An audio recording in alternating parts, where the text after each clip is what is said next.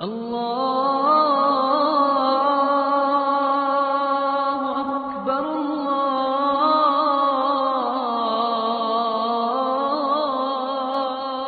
قائد اعظم کی شبانہ روز محنتیں، علماء کے طوفانی دورے، مشائخ اعظام کی تاکیدات اور ان کی محنتیں اور دن رات لوگوں کی قربانیاں، وہ وقت آیا کہ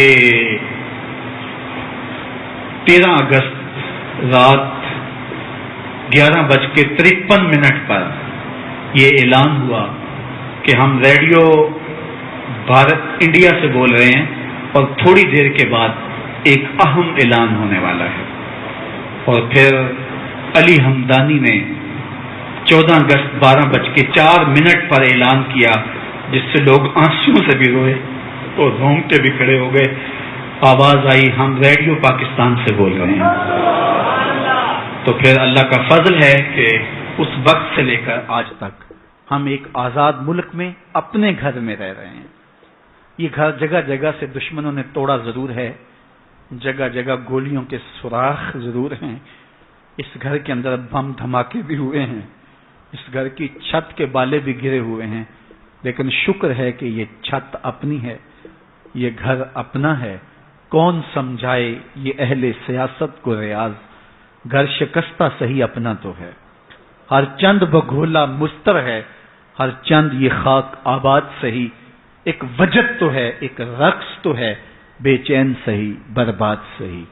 ہمیں گھر مل گیا ہے، ہم مل جل کے اس گھر کو سنوار بھی لیں گے، جھاڑو بھی لگائیں گے، پانی بھی چھڑکیں گے، اس کی ٹوٹی ہوئی دیواریں بھی مرمت کریں گے، اس پہ روغن بھی چڑھائیں گے، پھر بیل بوٹے بھی لگائیں گے، اس کا فرش بھی صاف کریں گے، قالین بھی بچھائیں گے، اس کی چھت کے بالے بھی درست کریں گے۔ جب چھت ٹھیک ہو گیا پھر لوبان بھی سلگائیں گے، خوشبوئیں بھی سلگائیں گے، پھر اگربتیاں بھی لگائیں گے، پھر اس کے اندر جو ہے وہ تازہ گلاب بھی رکھیں گے۔ یہ سب کچھ رکھنے کے بعد پھر ہاتھ باندھ کے کھڑے ہو جائیں گے، نظام محمد اب تو آ جا ہمارے گھر میں۔ پھر رسول اللہ کا نظام اس گھر میں آئے گا، چراغاں ہوگی، خوشبوئیں پھیلے گی، اور اس ملک نے پوری دنیا کی قیادت کرنی ہے۔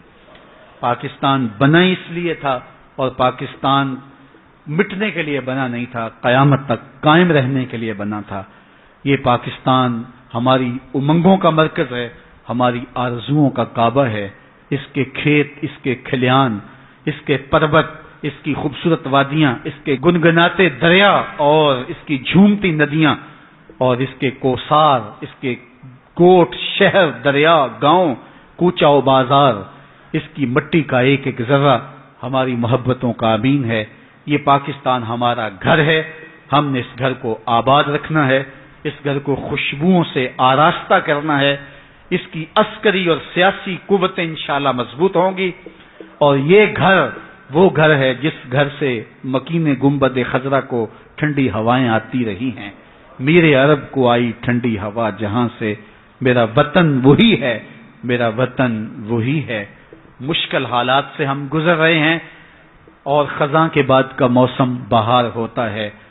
اگر عثمانیوں پہ کوہ غم ٹوٹا تو کیا غم کہ خون 100,000 انجم سے ہوتی ہے سحر پیدا۔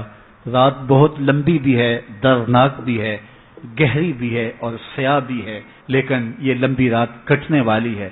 سپیدہ سحر طلوع ہوگا، میرا وطن دنیا کے اوپر ایسے چمکے گا جس طرح گنبد چمکتے ہیں۔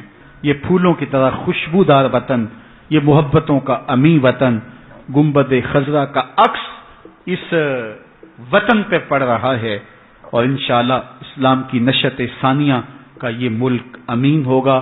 پاکستان کل بھی زندہ تھا، پاکستان آج بھی زندہ ہے اور قیامت تک زندہ رہے گا۔ جس نے پاکستان سے پیار کیا وہ سرخرو ہوگا، جس نے اس وطن سے خیانت کی وہ ذلیل ہوگا، رسوا ہوگا، اس کی نسلیں برباد ہو جائیں گی۔ یہ پاکستان اللہ کی رحمتوں کا روپ ہے، کرم نوازیوں کا رنگ ہے۔ پاکستان کے جھنڈے کا رنگ بھی گنبد خضرا کے رنگ سے ملتا ہے۔ پاکستان کل بھی زندہ تھا، پاکستان آج بھی سرخرو ہے۔ مشکل حالات کٹ جائیں گے اور پاکستان میں توحید کا، اسلام کا، دین کا غلغلہ ہوگا۔